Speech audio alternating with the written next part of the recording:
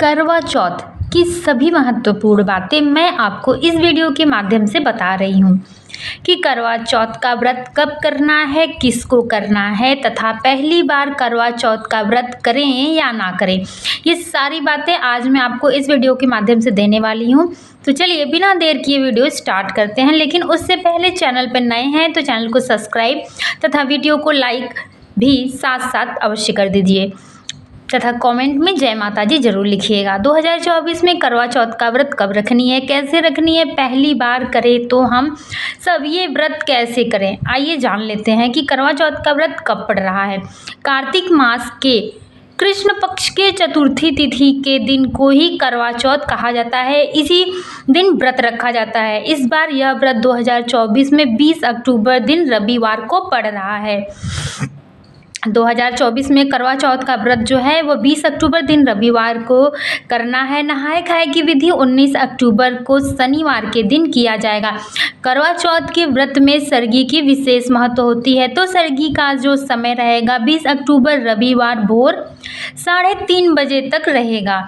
हालांकि इस व्रत में यानी कि करवा चौथ के व्रत में शाम को चंद्र दर्शन के बाद भोजन करने का संविधान है। तो सरगी में आप थोड़ा मात्रा में हेल्दी चीज़ों का ही सेवन करिए, जैसे फल, ड्राई फ्रूट, शरबत इत्यादि, क्योंकि अगर आप भारी भरकम भोजन कर लेंगे तो व्रत वाले दिन पूरा दिन आपको बार बार प्यास लगेगी। व्रत वाले दिन करवा चौथ के दिन काफ़ी ज़्यादा काम होता है, क्योंकि पूजा की सारी तैयारी होती है, भोजन बनाना होता है, भोजन में अनेकों प्रकार के पकवान बनाने होते हैं। तो इस तरीके से बहुत सारी तैयारी हमें करनी पड़ती है। तो आप चाहें तो आज से ही तैयारियों को शुरू कर दीजिए, क्योंकि 20 तारीख को करवा चौथ है, आज लगभग 18 तारीख हो चुका है। तो आज कल में आप 2 दिन तैयारी कर लेंगे तो व्रत वाले दिन आपको बहुत ज़्यादा काम नहीं रहेगा। जैसे आपको 20 तारीख को क्या सब्जियां बनानी है, क्या पकवान बनाने हैं इत्यादि की सामग्री आप आज में ही खरीद लीजिए, और साग सब्जी जो है ना उसको एक दिन पहले ही कट करके फ्रिज में डिब्बे में भर के रख दीजिए। एक दिन में कोई भी खराबी नहीं होने वाली है। हालांकि सब्जी जो होती है उसको पहले से कट करके नहीं रखना चाहिए, लेकिन कभी कभी के लिए इसमें कोई मनाही नहीं होती है। तो आप इन सारी चीज़ों का पहले से प्रबंध कर सकते हैं। पूजा का जो सामान है उसे आप पहले से मंगा करके रख लीजिए अपने पति से, बच्चों से ही। तो आपको पूजा वाले दिन या व्रत वाले दिन बार बार भागकर बाजार जाने की कोई भी आवश्यकता नहीं पड़ेगी, क्योंकि जो करवा चौथ का व्रत होता है इसमें काफ़ी ज़्यादा पूजा का सामान चाहिए होता है। हम भूल जाते हैं तो हमें बार बार करवा चौथ वाले दिन मार्केट वगैरह जाना पड़ता है। तो आप आज थोड़े सामान मंगा लीजिए, थोड़े बहुत कल सामान मंगा लीजिए, तो आपको व्रत वाले दिन काफ़ी ज़्यादा भागम भाग करने की कोई ज़रूरत नहीं पड़ेगी।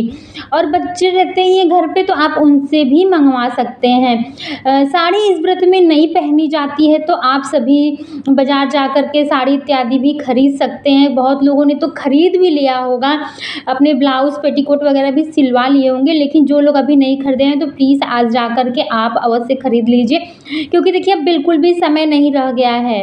आप अभी खरीद लीजिए, हो सकता है आपके पास रेडीमेड ब्लाउज़ हो जो कि चल जाता है ना, जैसे गोल्डन सिल्वर कलर की होती हैं, तो वो सारे साड़ियों पे चल जाती हैं। और करवा चौथ वाले दिन जो होता है ना उस दिन हरी, पीली या फिर लाल रंग की ही साड़ी पहनी जाती है। तो आप अपने हिसाब से चुनाव कर लीजिए, कोई ज़रूरी नहीं है कि आप लाल, पीली, हरी ही साड़ी पहने। अगर आपके पास कोई और भी साड़ी है तो आप उसका भी चयन कर सकते हैं, इसमें कोई ज़बरदस्ती नहीं है, आप अपने हिसाब से पहन सकते हैं। हालांकि करवा चौथ के व्रत में ये शुभ रंग मानी जाती है, इसलिए इन्हीं साड़ियों का मुख्यतः प्रयोग किया जाता है। इस दिन आप अपनी 16 श्रृंगार करें, अच्छे से सजे महावर, नेल पेंट, अपनी नथ और टीका ज़रूर पहने, क्योंकि करवा चौथ के व्रत में नथ और टीका ज़रूर पहना जाता है। तो आप अपनी सामान जो है उसको पहले से ही 1-2 दिन पहले से ही सारी सामान को इकट्ठा करके रख लीजिए, ताकि बार बार आपको यहाँ वहाँ करने की कोई ज़रूरत ना पड़े। एक आप थैली या झोला छोटा मोटा ले लीजिए, उसमें अपने सारे श्रृंगार का सामान, चूड़ी, मतलब जितने भी चीज़ें आपको पहननी है उस दिन एक जगह रख दीजिए, तो आपको बार बार यहाँ वहाँ नहीं करना पड़ेगा। आप सीधे वो थैले को उठाएंगे और अपने मिरर के पास बैठ के अच्छे से आप तैयार हो जाएंगे। तैयार हो जाएंगे। फिर शाम को पूजा पाठ करनी होती है करवा माता की, संध्या के समय उसमें भी काफ़ी ज़्यादा समय लग जाता है, लगभग 1.5-2 घंटे तो लग ही जाते हैं पूजा पाठ करते करते। तब तक चंद्रोदय का समय भी हो जाता है। तो आप चंद्रमा को देख करके भी अपनी पूजा जो है वो पूर्ण कर लीजिए। इस तरीके से हमारी पूजा की जो विधि है वो संपन्न हो जाती है। अब बारी आती है वायन देने की। तो कुछ लोगों का कन्फ्यूजन होता है कि वायन निकाला गया हम मायके पक्ष में दें या ससुराल पक्ष में, मतलब सासू माँ को दे सकते हैं या फिर अपनी मम्मी को। तो जी हाँ, आप सिर्फ वायन निकाला हुआ अपने ससुराल पक्ष में ही देंगे, चाहे आप सासू माँ को दीजिए, ननद को दीजिए, जेठानी को दीजिए, ससुराल पक्ष में आप किसी को भी दीजिए, लेकिन आपको मायके पक्ष में निकाला गया वायन बिल्कुल भी नहीं देना है। ठीक है, आप यहाँ पे अच्छे से समझ लीजिएगा, ससुराल पक्ष से ही आपको वायन निकाला हुआ देना है। एक वायन होता है जो सरगी होती है ना, सरगी जब हम लोग सुबह का व्रत के पहले ही भोर में जो सरगी करते हैं तो उस टाइम सासू माँ देती हैं बहू लोगों को, तो वो हम व्रत के टाइम पे पहनते हैं, साड़ी कपड़ा श्रृंगार जो भी होता है। और हम जो पूजा के टाइम पे निकालते हैं पूजा के समय से पहले, वो होता है वायन, तो उसे हम अपनी सास को देते हैं।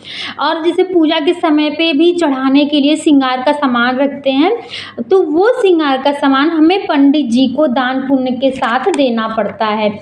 आप यहाँ पे अच्छे से समझ लीजिएगा, कोई भी कन्फ्यूज़न मत रखिएगा, ताकि आपकी पूजा में कोई अड़चन ना आए, इधर उधर कुछ भी ना हो जाए आपसे।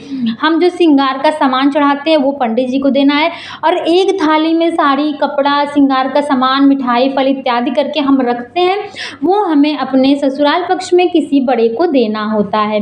फिर बारी आती है भोजन करने की। पूजा इत्यादि कर लेने के बाद हमें भोजन करना होता है। तो भोजन में आप अपने मनपसंद का कोई भी चीज़ बना करके खा सकते हैं, लेकिन मैं ये बोलूँगी कि व्रत वाले दिन हमें लहसुन प्याज का सेवन बिल्कुल भी नहीं करना चाहिए।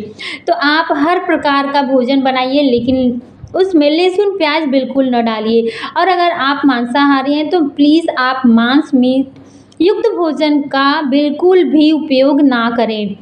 इस दिन आप पूरी सब्जी, खीर, फरे, हलवा, कचौरी इत्यादि हर प्रकार के पकवान बना करके आप खा सकते हैं, लेकिन प्लीज़ आप लहसुन प्याज का बिल्कुल भी उपयोग ना करें। आइए अब जान लेते हैं कि चतुर्थी तिथि कब से प्रारंभ होगी। तो चतुर्थी तिथि 20 अक्टूबर सुबह 6:47 से प्रारंभ होगी, जो कि 21 अक्टूबर सुबह 4:17 पे समाप्त हो जाएगी।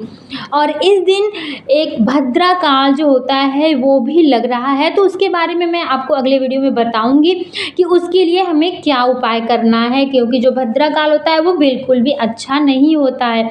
तो करवा चौथ वाले दिन भद्रा काल भी निकल रहा है, तो मैं उसके बारे में भी आपको अगले वीडियो में ज़रूर बताऊंगी।